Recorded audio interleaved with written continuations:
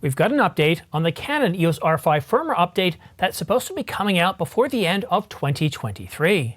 But in sobering news, has Canon given up on that big firmware update? Well, stick around after this short break for all the details, as you're not going to want to miss this update. But first, subscribe to this channel for a chance to win a Canon EOS R5. I'll be giving one away to one lucky subscriber once this channel reaches 100,000 subscribers. Anyone above the age of 18 with a valid mailing address is eligible. Additional terms and conditions are linked in the description down below. Well, let's get right to it. In this morning's story from Canon Rumors says that there was a bunch of reports in regards to new firmware updates coming in Q3 for the Canon EOS R5 that would add a slurry of features. Sadly, that timeline doesn't look like it's going to come to fruition.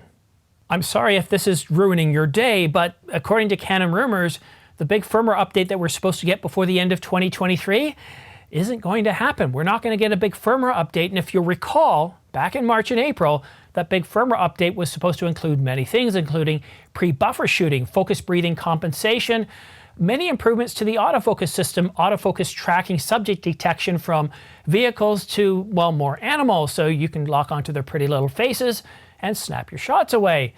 And of course, for video shooters, there was that, well, elimination or removal of that 30-minute record limit. And I can just hear the thoughts right now. One gentleman was just telling me the other day that he doesn't believe it. He thinks that all these rumored specifications for a big firmware update are more plausible, that they're actually capabilities that we're going to find in the Canon EOS R5 Mark II, the successor to the Canon EOS R5, a camera that's due to be announced and released sometime in early 2024 at around the 3.5 to 4 year mark. Yeah, a little bit of a letdown, a little bit of a kick in the teeth. It's a little bit frustrating, I get that, but we are supposed to be getting a firmware update before the end of 2023, in Q3, which is on our doorstep, or Q4. Well, we don't know at this point, just that it's going to be sometime in 2023. And Canon Rumors backs this up. We've been told that any further firmware updates for the Canon EOS R5 Mark I will come out later in 2023, but that it won't be any major feature update. There are still a few things that Canon will add in terms of capabilities and enhancements, but you need to temper your expectations. Yep, and how many times have we been told since we got that, well, rumor of a big firmware update coming for the Canon EOS R5 here in 2023? Many of you have said, you know what, I don't believe it, I don't think it's going to come, this is frustrating, I'm tired.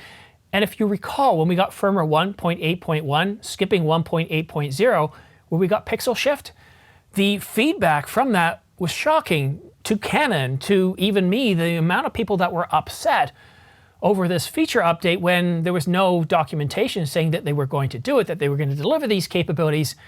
And the feedback was absolutely incredible. And so maybe that's why we're being told to temper our expectations in what we could see in a future firmware update. What could we get in terms of capabilities? Could we get that 30-minute record limit lifted? And I've said this many times myself, that I don't believe that that 30-minute record limit is going to be lifted in a firmware update. I would love to see it, but how many times have I told you, I just don't get that feeling. Canon has removed that 30-minute, that arbitrary 30-minute record limit in cameras such as the Canon EOS R3 and the successor to the R6, the R6 Mark II, and many other cameras, but by releasing a new camera, not providing a firmware update. In fact, Canon hasn't released a single firmware update for any of their mirrorless cameras that does address that 30-minute record limit. But other capabilities such as pre-buffer shooting, I could see that in the R5 Mark II, and breathing compensation, again, I could see that in the R5 Mark II. But updates and improvements to the autofocus system, well, I think that makes an awful lot of sense when you consider the competition, keeping the autofocus system right there, keeping it as one of the best right up there with Sony, where you can just point your camera and more or less it's going to get it right most of the time. So expanding the ability to be able to cover more subjects, more objects, to be able to do face detection for not just birds and dogs and cats, but other animals, I can definitely see Canon doing that.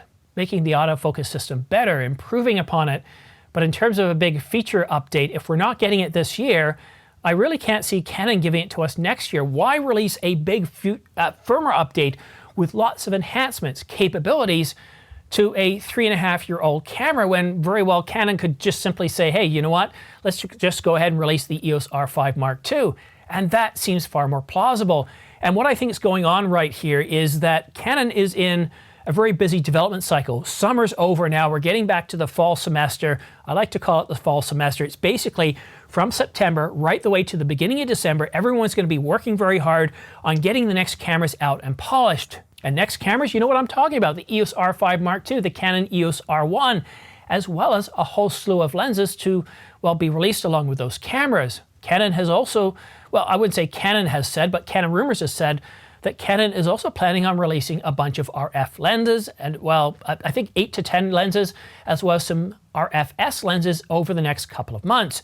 And if you'll recall in a previous video, I said it was going to happen by the end of this month. Well, Canon Rumors did make a correction saying that, yeah, it's not going to be the end of this month, but it should be by the end of September or going into October. So Canon has a lot to work on, and I just can't imagine that a high priority will be given to a big firmware update as we move into releasing new cameras, which is going to provide them with a lot more income, whereas a big firmware update for the R5, not so much.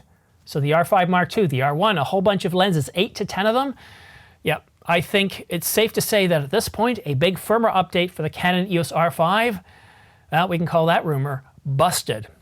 And if you want to stay up to date on all the latest news and rumors regarding the Canon EOS R5, the R6, the R1, or even Sony cameras, I just did a live stream covering the Sony a7C II, the a7CR, and the 16 to 35mm f2.8 GM2. Thank you so much for everybody participating. Thank you so much to John Ishii, Stop the FOMO, and James Jackson Films. And a special thank you to Tony Northrup for taking time out of his busy day to spend 10 to 15 minutes on this piddly channel. So Tony, very much appreciated you coming on and telling us what you thought it was like to have hands-on with these two cameras. Very much appreciated. So if you want to stay up to date on all the news and rumors regarding all camera brands, accessories, and lenses, then go ahead and subscribe, but make sure you also choose all notifications.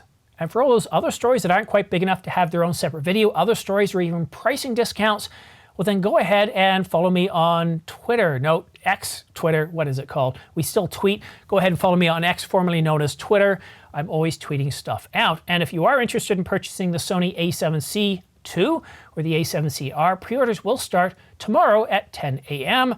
Although, if you're looking at those two cameras, I strongly recommend that you take a look at the FX30 for video shooters, the a7 IV for stills photographers, or the a7R5 if you're a Sony shooter. If you're interested in Canon, take a look at the R8. And if you're interested in compact cameras, also take a look at the Fujifilm X100V. And one last thing, if you're interested in supporting this channel and you regularly buy from B&H and Adorama, consider using my affiliate links down below, because I get anywhere from 2 to 6% back, which really goes back to supporting this channel and really helps this channel grow. But that's it for now. Thank you so much for tuning in. Have yourself a great week, and we'll see you again soon.